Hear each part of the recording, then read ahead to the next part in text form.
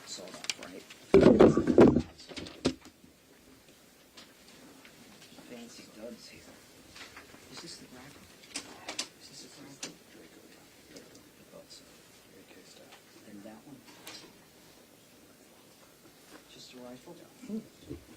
I grew up with rifles. They didn't look like that. Hi, everybody. How are you? Good to have you here today. Good to be here. Anybody have a sense of humor today? All right.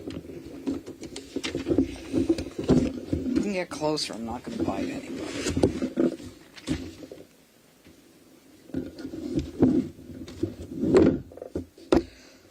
1 year ago today, my office, along with the Washington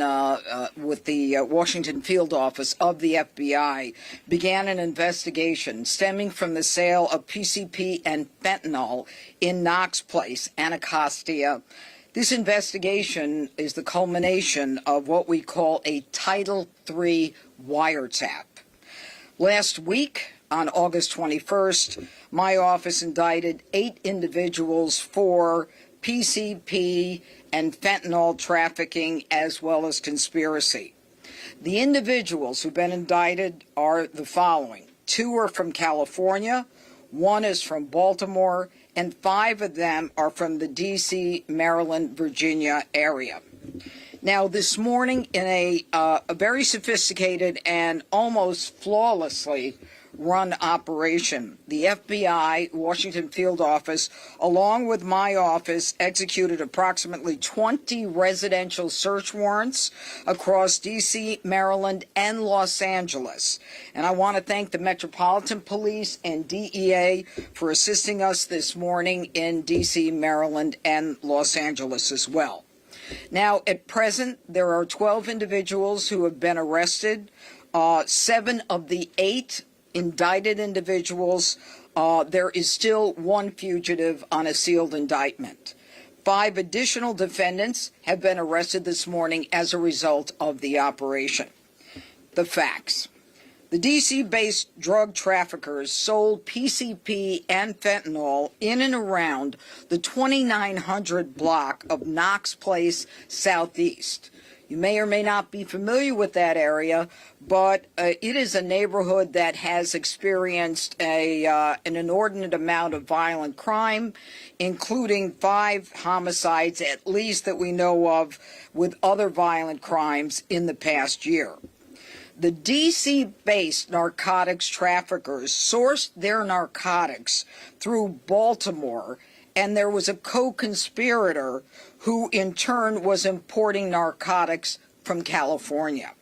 So this included a 17-gallon, that's what I said, a 17-gallon shipment of PCP that was intercepted outside of Topeka, Kansas earlier this year. And today's seizures and search warrants included 18 firearms that you see in front of me right now, including an AR-style rifle, a shotgun, a Draco-style pistol, as well as, I don't know if we have this in front of you, in addition to the weapons seized, a fentanyl pill press. And we also seized approximately 2 kilos of narcotics that include powdered fentanyl, cocaine, as well as cocaine-based crack. The crimes: conspiracy to distribute narcotics, a felon in possession of a weapon, possession of a firearm in furtherance of drug trafficking, and 1 individual defendant was an alien who was deported 3 times, and he was in possession of a firearm. He's also charged with illegal reentry. Now, we use Title III to identify the suppliers, 1 individual by the name of Thomas Hancock from Baltimore. The source of his supply was an individual from Los Angeles. And this is what the violent crime and narcotics trafficking section of my office does on a daily basis. And what we do are long-term investigations, and they have a very maximum impact given the amount of time that we invest in these cases. Doug Hennick, to my left, is in charge of the violent crime and narcotics trafficking section. What we do is we work our way up the chain, which is what all prosecutors look to do, and we did just that. We got some major prolific drug dealers based not just on what we saw, but our undercovers were buying an incredible amount of drugs, which tells us that the sale of drugs to people in the communities in the D.C., Virginia, Maryland area was an incredible amount. So I would like to identify now for you the individuals who have been arrested. Thomas Hancock, 43, of Baltimore, Maryland. Eric Prather, 43, of Washington, D.C. Reginald Lassiter, 39, of D.C. Leonard Edwards, 52, of D.C. Darrell Riley, 39, of Washington, D.C. Michael Thomas, 49, of Los Angeles. And Sarda Smith of Oxon Hill, Maryland. Now, in addition, we have 5 other individuals that we picked up, sorry about that, pursuant to what we saw today. They are Jerica, Missouri, 35, Melvina Rawlings, 40, Damian Petty, 54, Antoinette Lane, 64, along with Terrence Boyd, 42. This is what the president is talking about. This is part of our cleaning up the district and the nation's capital. And although it didn't happen in one night, these arrests, all 12 of them, and the seizure of all these weapons indicate the seriousness of crime that is occurring in our community. And we need all the help that we can get to make sure that we make the arrests and that we continue going into court with solid cases where we can get convictions and appropriate sentences. And I want to thank all my partners here, as I said, from DEA and the MPD, and Chief Smith is here from the Metropolitan Police. But I particularly want to thank Phil Banks from the Washington Field Office, the ADIC in charge of the FBI, who was with us from day one on this long-running investigation. Thank you, U.S. Attorney Pirro. I'm Phil Bates. I'm the Acting Assistant Director in charge of the FBI's Washington Field Office. I'm grateful to be here with you today to highlight an example of the FBI's work to crush violent crime in our communities. Over the last year, the FBI led an investigation into this violent drug trafficking ring based in Southeast D.C. The subjects distributed large amounts of fentanyl, cocaine, and PCP throughout the region. Their network stretched from coast to coast, as Judge Pirro outlined, including couriers and suppliers in Baltimore and in California. Today, alongside our federal and local partners, we executed searches and arrests at 20 locations in D.C., Maryland, and in California. We arrested 12 individuals and seized over 2 kilograms of narcotics, a pill press, more than $50,000, and 18 guns. That's 12 violent drug traffickers and 18 firearms that are no longer on our streets. These arrests are the result of collaboration between the FBI's Washington Field Office, our partners at the DEA, and our partners at the Metropolitan Police Department. This also includes our FBI offices in Baltimore, Richmond, and Los Angeles, who provided valuable support to this investigation. With this morning's arrest, our communities are safer than they were yesterday. By combining our local and federal resources and sharing crucial intelligence, we can rid our neighborhoods of illicit drugs and dismantle dangerous drug trafficking organizations. We vow to continue to target drug traffickers and violent offenders to ensure our nation's capital is safe for its residents, the workers who come here each day, and the members of our community and the visitors who enjoy this city. Thank you.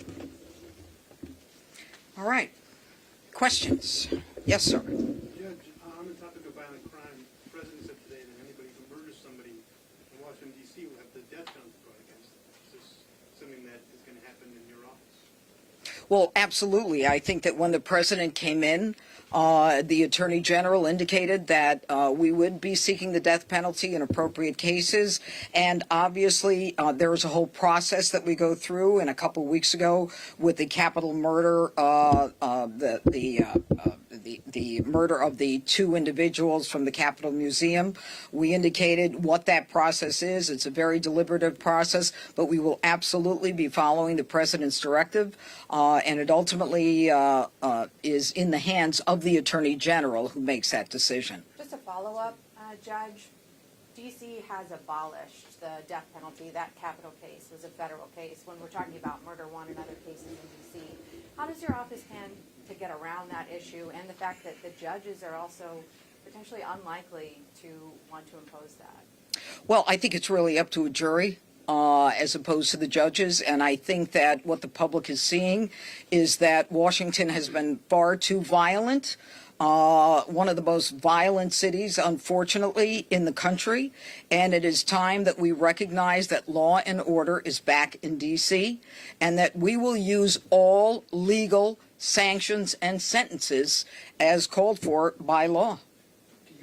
Your office has had trouble in the last couple of weeks with an alleged assault case, having the grand jury refuse to indict on the charges. Does that give you any sense of how juries in this city are going to deal with the crackdown that you're doing? And also in reference to the president's announcement on death penalty, D.C. hasn't had a death penalty trial, I think, since 2003, and the jury rejected it. So how do you plan to deal with that aspect of your crackdown? Well, first of all, to answer your last question, we're going to follow the law, the deliberative process, present the evidence, recognize that the law does permit us to do this. Whether D.C. is inclined to do it or not, it's not a political issue. This is an issue that is, sanctioned by the law and gives us the power to do that. If not us, then who? And, as it relates to grand juries, the only thing that I can say is we are prosecutors. We are the tip of the spear. We are the ones who take these cases into court, and the burden is on us to prove these cases. And we welcome that burden beyond a reasonable doubt. Sometimes a jury will buy it, and sometimes they won't. So be it. That's the way the process works. Yes, sir. Justice Pirro. No, I'm a judge. I'm not a justice. I'll never be a justice. Some justice. Thank you. We see these violent traffickers that were taken off the street. This juxtaposed a little bit with the fact that there was a murder in D.C., in Anacostia last night. Yeah, unfortunately. Can you weigh in on that a little bit? We saw, the president, vice president, a number of different individuals saying that the streets have never been safer. But there was a murder last night, and I just would like your thoughts on that. I have to give the president kudos for everything he's doing. No one has bothered to bring in the resources of law enforcement, federal and local. The DEA, the FBI, the marshals, the park police, the Capitol Police, the Metro Police. I'm sure I'm leaving someone out. But that is a scenario that we should all be grateful for because it puts us in a position of making us safer. Are people going to commit crimes? Of course they are. But I think everyone in this room knows that there is a small percentage of individuals who commit the violent crimes and who repeatedly do it, especially in an area where, there's no such thing, as bail. And so what we've got to do is try to identify who those people are, take them out of the community based upon their criminal acts and the law and the evidence to make this place safe. Are we going to make it perfectly safe? God, I hope we can. But no one other than President Trump has put the resources, the effort, the energy into doing this. How much more are we going in this?